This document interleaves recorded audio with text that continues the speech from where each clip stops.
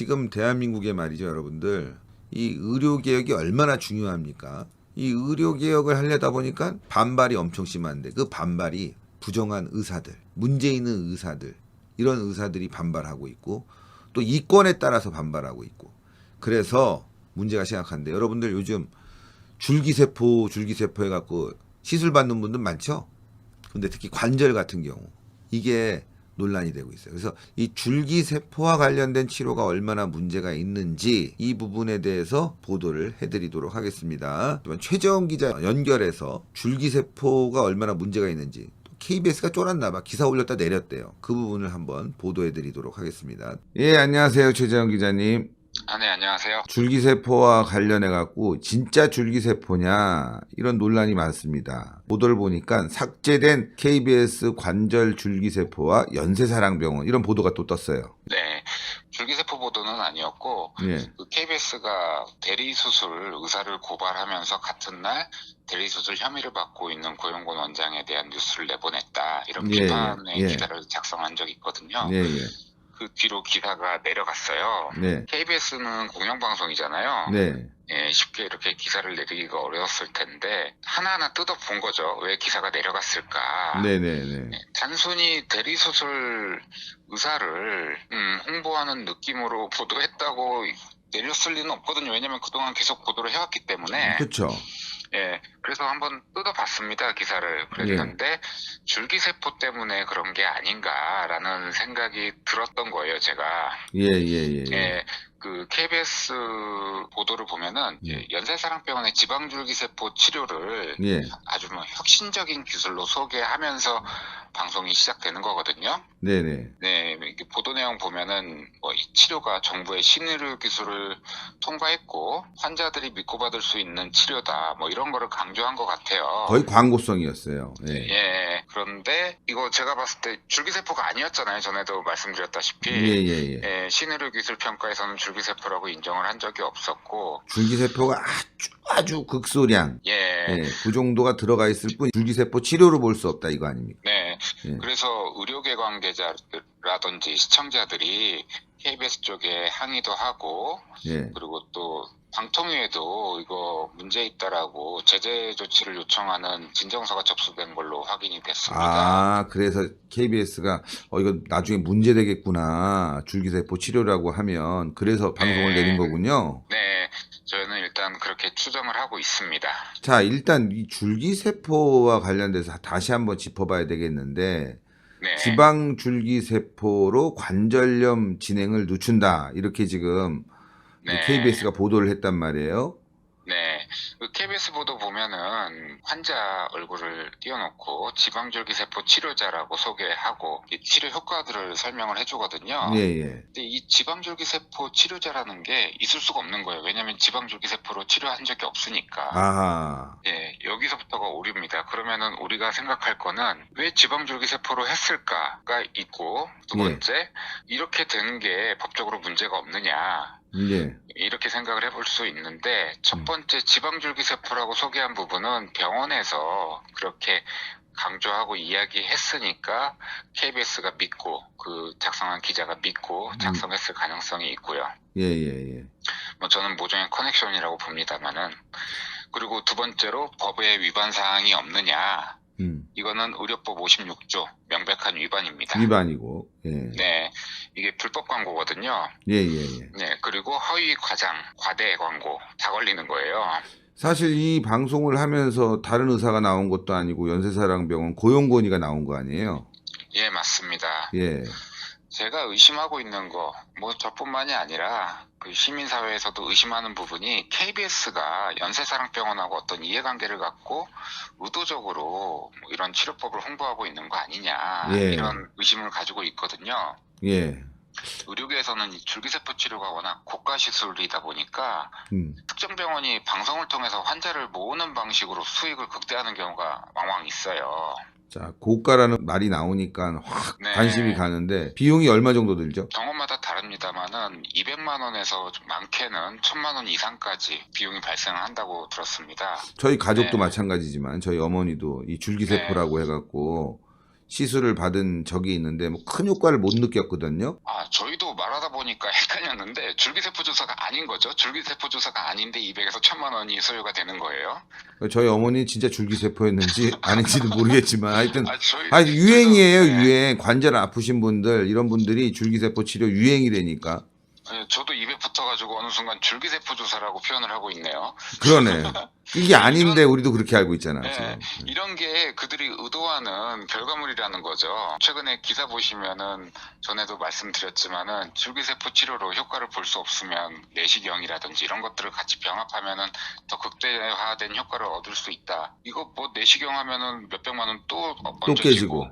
예, 검사료니 뭐니 미끼 상품인 거예요, 한마디로. 또 그게 안 되면 수술하고. 그렇죠. 줄기세포라는 단어가 치료법이 아니라 하나의 미끼 상품의 키워드 같이 잘못된 용어가 돼버렸습니다. 지금 연세사랑병원뿐만이 아니라 지방줄기세포라는 미명하에 여러 병원들이 이런 시술을 하고 있잖아요. 네, 저도 그게 이해가 안 되는 부분인데 네. 관절 줄기세포 치료라고 계속 줄곧 과거부터 이야기해왔던 병원이 연세사랑병원이고요. 예, 예. 그리고 KBS도 한몫을 했습니다. KBS가 2012년부터 지방줄기세포가 관절염에 효과 있다는 보도를 계속 내보냈거든요. 뭔가 커넥션이 있는 거 아니겠어요? 기자와 또는 PD와.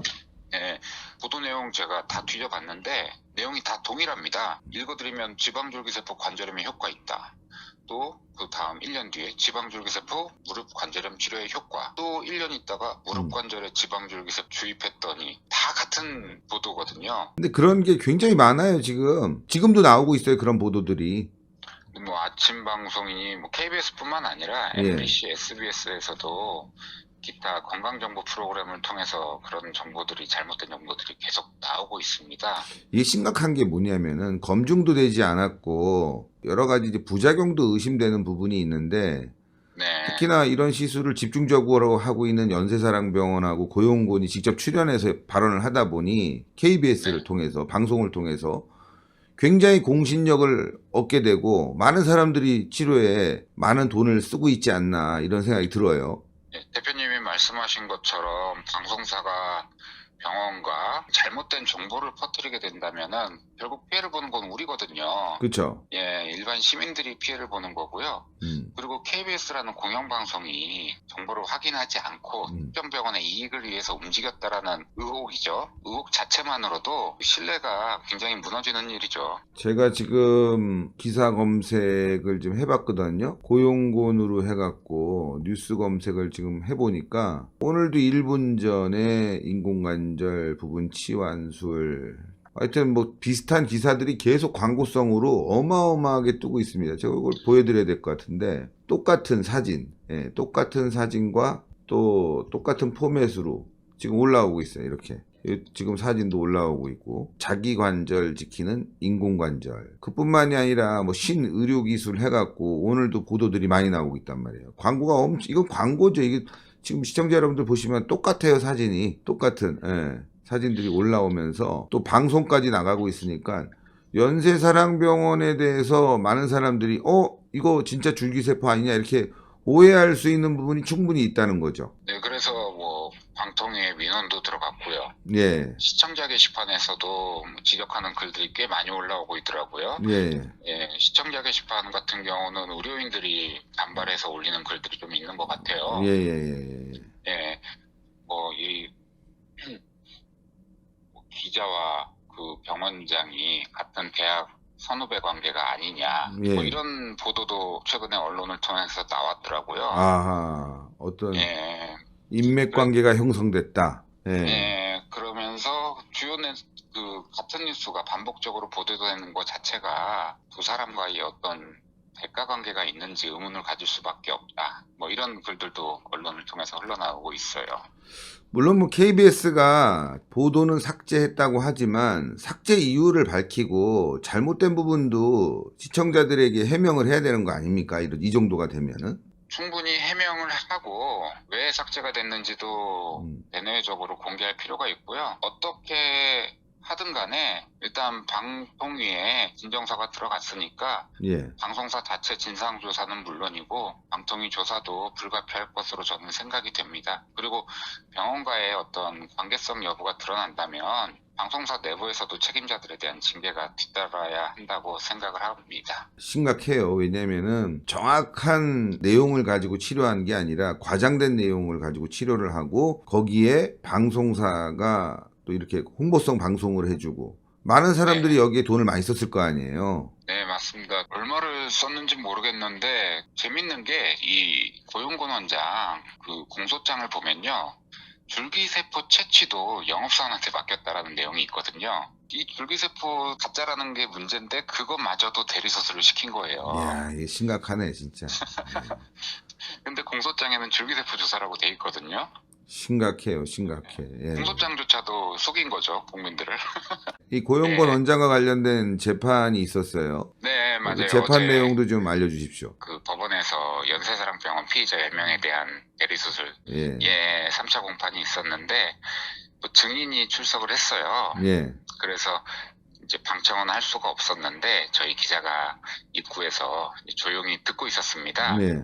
전부 이야기를 듣지는 못했는데 신의 한수 방송도 연세 측 변호사가 언급을 하더라고요. 그러면서 증인 보고 왜 그런 방송에 정치적인 방송에 출연을 하느냐. 지방줄기세포하고 대리수술에 참여했던 네. 그 영업사원이 증인이 나왔군요. 증인으로. 네, 신의 한수 방송에도 출연했던 증인인 그렇죠. 것 같더라고요. 예. 그런데 연세 측 변호사분들이 왜 그런 정치적인 방송에 출연을 하느냐 뭐 문제가 이런 질문들을 있으니까. 하더라고요. 아니, 문제 있으면 네. 출연하는 거지. 네, 그래서 저희 기자가 듣기에는 판사님이 질문을 막았다고 해요. 예. 그거랑 대리수술이랑 무슨 상관이 있느냐. 방송에 출연을 하든 뭘 하든 대리수술을 했는지 안 했는지를 해명을 해야지 왜 다른 이슈를 돌리느냐. 뭐 이런 류에서 좀 혼난 것 같습니다. 혼나야 돼요. 아이 진짜.